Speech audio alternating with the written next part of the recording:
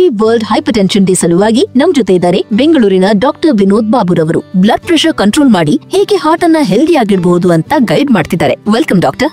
Doctor, high blood pressure ನಿಂದಾಗುವ causes ಏನೇನು? This is usually because of genetic history. Means somebody in the family has this gene. They not necessarily have this high BP, but when you get the weak genes from both the parents, you may develop this. So ಇದು ವಂಶ ಪಾರಂಪರಿಕ ಸಂಕ್ರಮಣದಿಂದ ಬರುತ್ತೆ usually. And poor life style changes, ಅಂದ್ರೆ ವ್ಯಾಯಾಮ ಮಾಡ್ತಾ ಇಲ್ಲ, ಊಟ ಸರಿಯಾಗಿ ಕರೆಕ್ಟ್ ಆಗಿ ತಗೊಳ್ತಾ ಇಲ್ಲ, ಬ್ಯಾಲೆನ್ಸ್ಡ್ ಡೈಟ್ ತಗೊಳ್ತಾ ಇಲ್ಲ ಅಂದ್ರೆ ಆ ತರ ಇರೋವರಿಗೆ, ವೆಯ್ಟ್ ಜಾಸ್ತಿ ಇರೋವರಿಗೆ ಇದು ಇನ್ನೂ ಸ್ವಲ್ಪ ಬೇಗ ಬರುತ್ತೆ.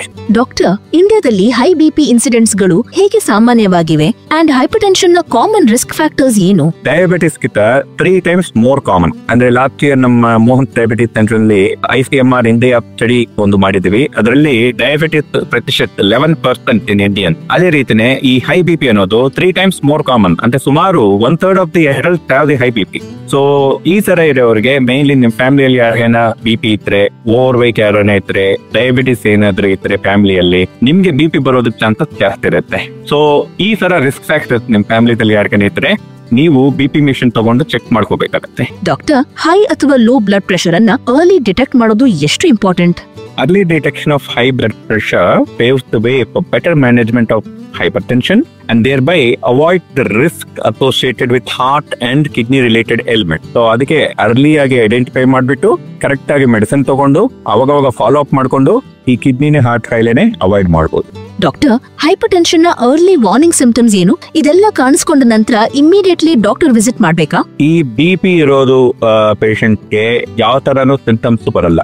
ಹೆಡ್ಏಕ್ ಇರ್ಲಿ, ಗಿಟಿನೆಸ್ ಇರ್ಲಿ, ಈ ತರ ಎಲ್ಲ ಸಿಂಪ್ಟಮ್ಸ್ ಲೇಟ್ ಆಗಿ, ಅಂದ್ರೆ ಬಹಳ ವರ್ಷ ಬಿಪಿ ಶುಗರ್ ಇದ್ದಾಗ ಬ್ರೈನ್ ಏನಾದ್ರು ಸ್ಟ್ರೋಕ್ ಆದ್ರೆ ಆ ಟೈಮ್ ಅಲ್ಲಿ ಬರುತ್ತೆ. ಸೊ ಈ ಸಿಂಪ್ಟಮ್ಸ್ ಡೆವಲಪ್ ಆಗೋ ತನಕ ನೀವು ವೆಯ್ಟ್ ಮಾಡಬಾರದು. ನೀವೇ ಸ್ವತಃ ಆಗಿ ನಿಮ್ಮ ಹತ್ರ ಬಿಪಿ ಮೆಷಿನ್ ಇದ್ರೆ ಒಂದ್ಸತಿ ಚೆಕ್ ಮಾಡ್ಕೊಂಡು 140/90 ಗಿಂತ ಏನಾದ್ರು ಜಾಸ್ತಿ ಆಗ್ತದೆ ಅಂದ್ರೆ ಅವಾಗಲೇ ನೀವು ಡಾಕ್ಟರ್ ಕನ್ಸಲ್ಟ್ ಮಾಡ್ಬಿಟ್ಟು ಮೆಡಿಸಿನ್ ಸ್ಟಾರ್ಟ್ ಮಾಡ್ಬೇಕು. ಬಿಪಿ ಇರೋರು, ಆಲ್ರೆಡಿ ತಗೊಳ್ತಿರೋರು ನೀವು ಮನೇಲಿ ಚೆಕ್ ಮಾಡ್ಕೋಬೇಕು 130/80 ಕೆಳಗಡೆ ಇದೆಯಾ ಇಲ್ವಾ ಅಂತ. 130/80 ಕೆಳಗಡೆ ಇದ್ರೆ ಹಾರ್ಟ್ ಜಾಸ್ತಿ ವರ್ಷ ಕೆಲಸ ಮಾಡುತ್ತೆ. ಸೊ ನಿಮ್ದು ಆತರ ಇಲ್ಲ ಅಂದ್ರೆ ನೀವು ಡಾಕ್ಟರ್ ಒಂದ್ಸತಿ ಕನ್ಸಲ್ಟ್ ಮಾಡ್ಬಿಟ್ಟು ಬಿಪಿ ಮೆಡಿಸಿನ್ ಅಡ್ಜಸ್ಟ್ ಮಾಡ್ಬಿಟ್ಟು 130/80 ಕೆಳಗಡೆ ತಗೊಂಡ್ ಬರ್ಬೇಕು. My question to you will be, hypertension ಅಂದ್ರೆ ಏನು ಅಂಡ್ ಇದು ಡೇಂಜರಸ್ ಹೇಗೆ? Hypertension is when your blood pressure touches or crosses the number of 140/90, and many people do not get any symptoms with it. That's the reason why it is dangerous, because many people do not know that they have this hypertension, and even those who know about it, only 20% of them seek medical consultation and then keep it under control.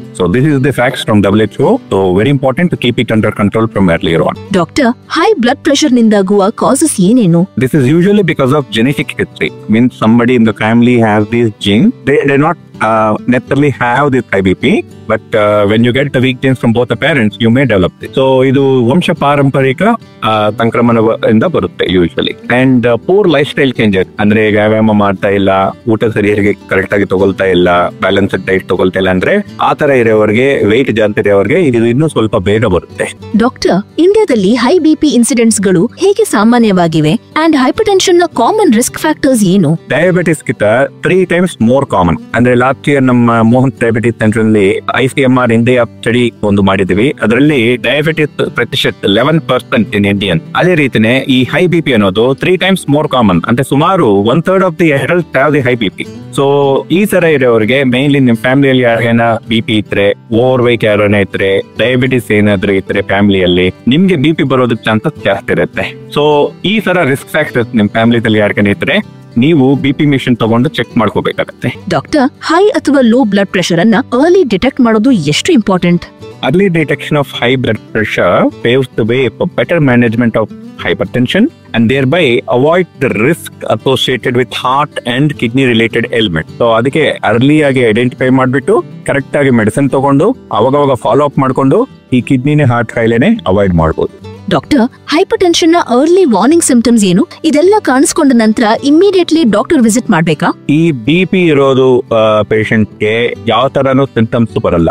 Headache ಇರ್ಲಿ, ಗಿಟಿನೆಸ್ ಇರ್ಲಿ, ಈ ತರ ಎಲ್ಲ symptoms late ಆಗಿ ಅಂದ್ರೆ ಬಹಳ ವರ್ಷ BP sugar ಇದ್ದಾಗ ಬ್ರೈನ್ ಏನಾದ್ರು ಸ್ಟ್ರೋಕ್ ಆದ್ರೆ ಆ ಟೈಮ್ ಅಲ್ಲಿ ಬರುತ್ತೆ. ಸೊ ಈ ಸಿಂಟಮ್ಸ್ ಡೆವಲಪ್ ಆಗೋ ತನಕ ನೀವು ವೆಯ್ಟ್ ಮಾಡಬಾರದು. ನೀವೇ ಸ್ವತಃ ಆಗಿ ನಿಮ್ಮ ಹತ್ರ BP ಮೆಷಿನ್ ಇದ್ರೆ ಒಂದ್ಸತಿ ಚೆಕ್ ಮಾಡ್ಕೊಂಡು 140/90 ಗಿಂತ ಏನಾದ್ರು ಜಾಸ್ತಿ ಆಗ್ತಾ ಅಂದ್ರೆ ಅವಾಗಲೇ ನೀವು ಡಾಕ್ಟರ್ ಕನ್ಸಲ್ಟ್ ಮಾಡ್ಬಿಟ್ಟು ಮೆಡಿಸಿನ್ ಸ್ಟಾರ್ಟ್ ಮಾಡ್ಬೇಕು. BP ಇರೋರು ಆಲ್ರೆಡಿ ತಗೊಳ್ತಿರೋರು ನೀವು ಮನೇಲಿ ಚೆಕ್ ಮಾಡ್ಕೋಬೇಕು 130/80 ಕೆಳಗಡೆ ಇದೆಯಾ ಇಲ್ವಾ ಅಂತ. 130/80 ಕೆಳಗಡೆ ಇದ್ರೆ ಹಾರ್ಟ್ ಜಾಸ್ತಿ ವರ್ಷ ಕೆಲಸ ಮಾಡುತ್ತೆ. ಸೊ ನಿಮ್ದು ಆತರ ಇಲ್ಲ ಅಂದ್ರೆ ನೀವು ಡಾಕ್ಟರ್ ಒಂದ್ಸತಿ ಕನ್ಸಲ್ಟ್ ಮಾಡ್ಬಿಟ್ಟು BP ಮೆಡಿಸಿನ್ ಅಡ್ಜಸ್ಟ್ ಮಾಡ್ಬಿಟ್ಟು 130/80 ಕೆಳಗಡೆ ತಗೊಂಡ್ ಬರ್ಬೇಕು. A public awareness initiative for blood pressure control.